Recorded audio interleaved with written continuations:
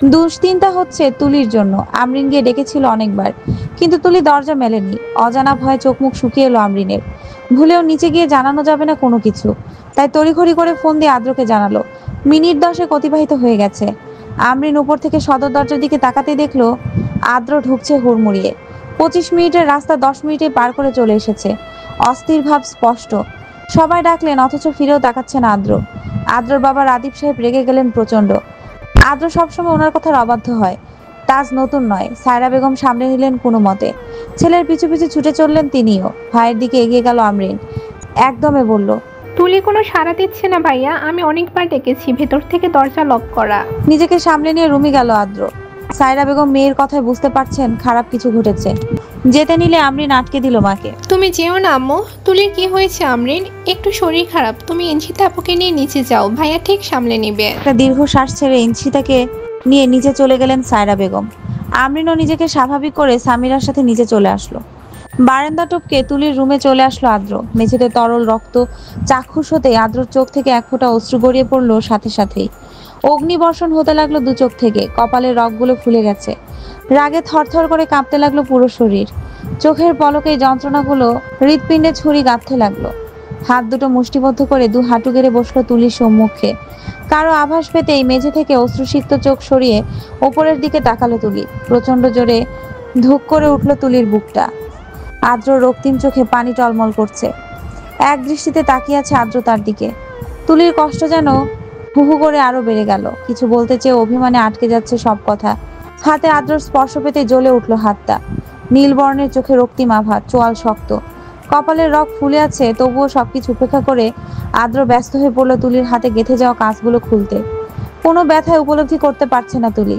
অযাচিত নয়নে আদ্রর দিকে তাকিয়ে চোখ থেকে ঝরে যাচ্ছে পানি। এত রাগ আদ্র চোখে মুখে, অথচ তুলির কেয়ার করতে মগ্ন সে। তুলির মন বলছে আদ্রর এই রাগ, চোখে টলমল করা পানি, তীব্র কষ্ট, যন্ত্রণার ক্লেশ ছড়িয়ে ছিটিয়ে আছে আদ্রর বুকে। এতটুকু ভালোবাসা পেয়ে যেন তুলির অভিমান গলে যাচ্ছে। ইচ্ছে করছে আদ্রর বুকে ঝাঁপিয়ে পড়তে, আদ্রর বুক ভিজিয়ে সব কষ্ট মুক্ত করে দিতে। কিন্তু কিন্তু তুলির যে আর সে অধিকার নেই। ইনশিতার বলা কথাটা কানে এসে বাজতে লাগলো। প্রচন্ড ক্ষোভে হাতটা টেনে ছাড়িয়ে নিল আদ্রর থেকে। ঢুলতে ঢুলতে উঠে দাঁড়াতেই ছিটকে পড়লো আদ্রর বুকে। এক হাতে আগলে নিল আদ্র, অন্য হাত দিয়ে গাল ধরে রাখলো। শরীরের অবশিষ্ট শক্তি দিয়ে আদ্রর বুকে হাত দিয়ে ঠেলতে লাগলো তুলি। গলায় জোর দিয়ে চিৎকার করে বলে উঠলো, হাউ ডেয়ার ইউ! কোন সাহসে আপনি আমাকে স্পর্শ করছেন? আপনার অপবিত্র হাত দিয়ে আমাকে স্পর্শ করবেন না। লজ্জা করে না স্ত্রী থাকা সত্ত্বেও অন্য একটা মেয়েকে এভাবে স্পর্শ করতে? চরিত্রহীন একটা! কথাগুলো কর্ণধার হতেই ধপ করে বিছানায় ফেলে দিল আদ্র তুলিকে। কোমরে ব্যথা পেয়ে কুঁকড়ে উঠল তুলি। শব্দ করে কেঁদে উঠল ভীষণ জোরে।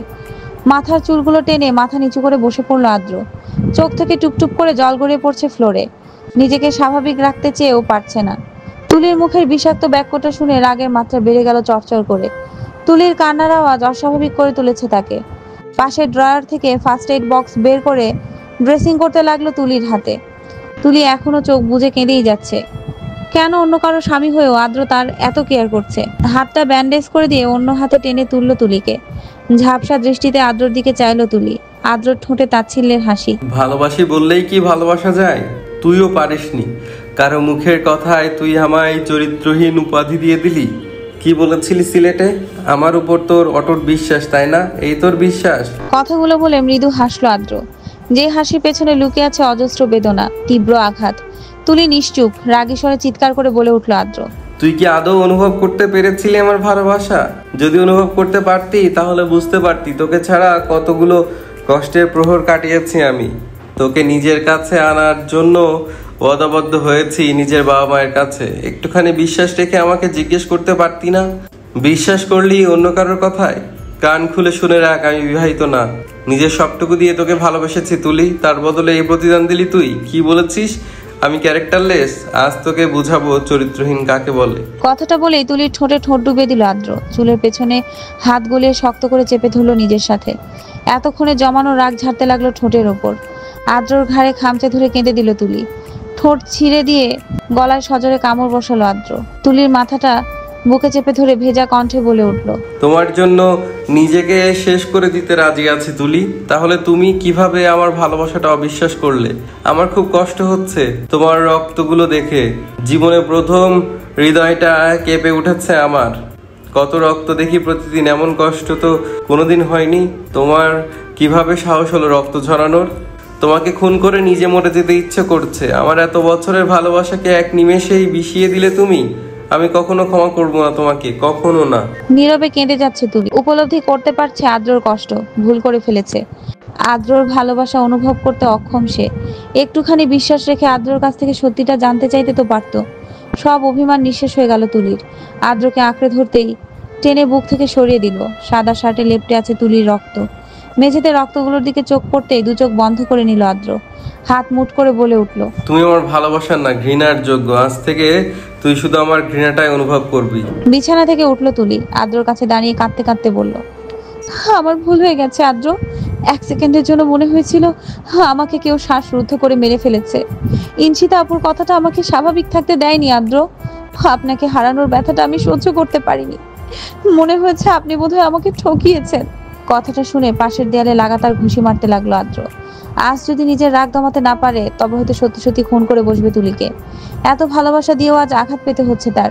বিরহ পাওয়ার জন্য তো সে এতগুলো বছর অপেক্ষা করেনি। নিজেকে সংযত রেখে অপেক্ষা করেছে তুলির বড় হওয়ার। তবুও তুলি তাকে অবিশ্বাস করে নিজের ক্ষতি করলো। আতকে উঠলো তুলি। দৌড়ে গিয়ে থামাতে চেয়েও থামাতে পারছে না আদ্রকে। কাঁদতে কাঁদতে বসে পড়লো আদ্রর পা জড়িয়ে। নরম স্বরে বলে উঠলো, আমি আর কখনো আপনাকে অবিশ্বাস করব না আদ্র। কোনোদিনও আর নিজের ক্ষতি করার চেষ্টা করব না। আদ্রর হাত থেকে রক্ত ঝরছে।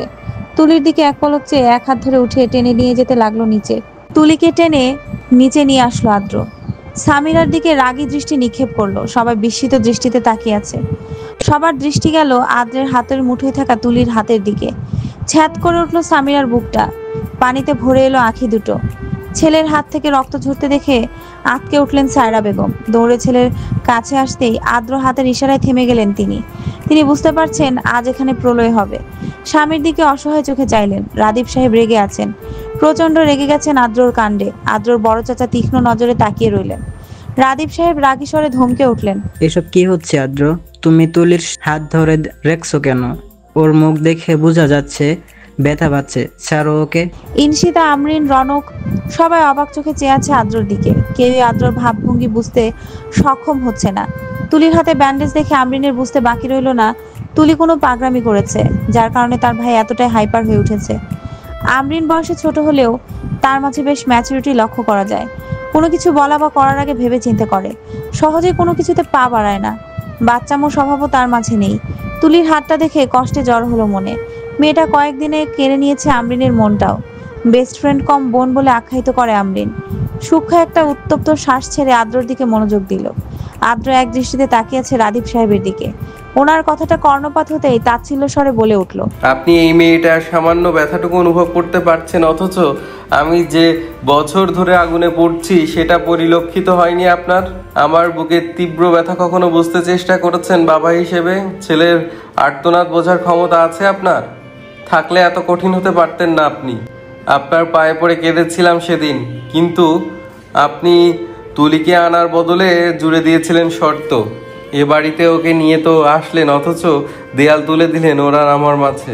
রাদীপ সাহেবের ভেতরটা কেঁপে উঠল ছেলের কথা শুনে। তবুও তেজি স্বরে বলে উঠলেন, একটু বেশি হচ্ছে আদ্র। এখন তুমি বাড়াবাড়ি কেন করছো? তুমি কিন্তু কথা দিয়েছো বিয়েটা তুমি করবে।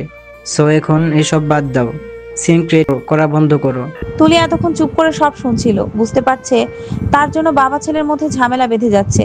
তাই আর চুপ না থেকে মাথা তুলে আদ্রর দিকে তাকালো। কাঁপা কাঁপা কণ্ঠে বলল, ঝামেলা বাঁধাবেন না আদ্র।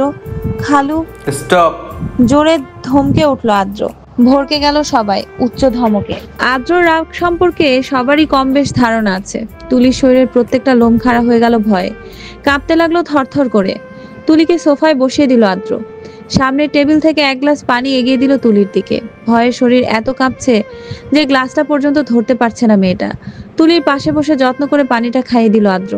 সবাই ফ্যালফ্যাল নয়নে চেয়ে রইল। এত সিরিয়াস মোমেন্টেও আদ্র তুলির জন্য শান্ত হয়ে গেছে। সবাইকে উপেক্ষা করে তুলির কেয়ার করতে ব্যস্ত হয়ে পড়েছে। কে কে উপস্থিত আছে তাতে যেন আদ্রর কোনো ভ্রুক্ষেপ নেই। তার কাছে যেন তুলির প্রথম প্রায়োরিটি। গ্লাসটা টেবিলে রেখে নিজের পকেট থেকে রুমাল বের করে তুলির কপালের ঘামগুলো মুছে দিল আদ্র। ভয়ে থরথর করে ঘামছে মেয়েটা। আদ্র গালে হাত রাখতে লজ্জায় নুয়ে গেল সাথে সাথে। শীতল হয়ে গেল আদ্রর বুকটা। এই মেয়েটার লজ্জামাখা মুখ আদ্র রাগ কমানোর টনিক। হাতটা সরিয়ে কোমল স্বরে বলল, বড়দের মাঝে কথা বলবে না তুলি। বাবা আর আমার কথা বলতে দাও। বাধা প্রদান করা আমার একদম পছন্দ নয়। আর তোমার জন্য কোনো ঝামেলা বাঁধেনি। বাবা তোমাকে খুব পছন্দ করেন।